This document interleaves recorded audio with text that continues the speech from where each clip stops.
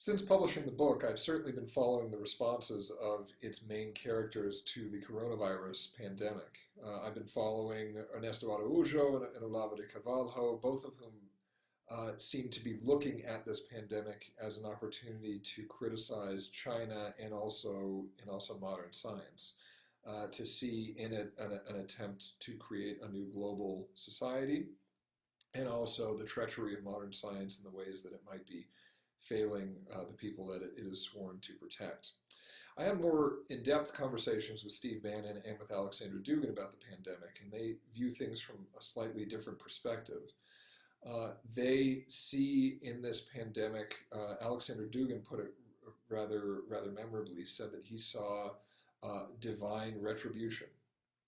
not for moral indecency, but for globalism more specifically.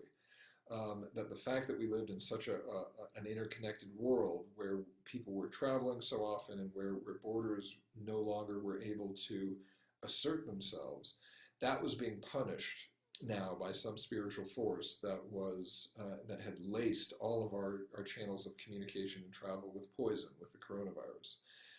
and that those nations and those states that were able to put up borders around themselves, who were able to control their exteriors, were going to fare best. Steve Bannon spoke in similar terms. He certainly distinguished himself within the world of American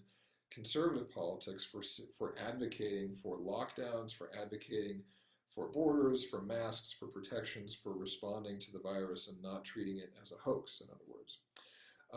He saw in the virus the potential for a new localism, something very much akin to what Alexander Dugin was saying, and it's certainly somewhere in the ideas of Ernesto Araujo as well. That a response to this virus, the proper way to respond to it, is to push back against globalization, to fight against it. And Bannon, in his interview with me, said he was hopeful that in response to this virus, you would see local communities coming together and taking care of themselves, that we would see less individualism, less cosmopolitanism. In other words, it was an opportunity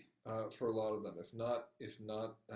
to push back against China, then to see that world of more bounded, more isolated entities that they idealize.